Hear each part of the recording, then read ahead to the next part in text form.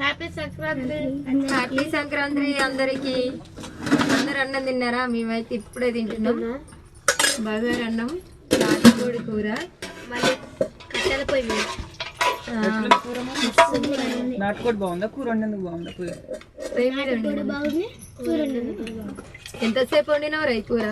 మంచిగా నిప్పుల మీద కొంచెం మంచిగా చేసిన. ఇవో ప్లేట్లు అయిపోయినాయి. పిల్లలందరూ తింటున్నారు కదా. అందరూ ఒకసారి తింటే మాకు ప్లేట్లు సరిపోవు.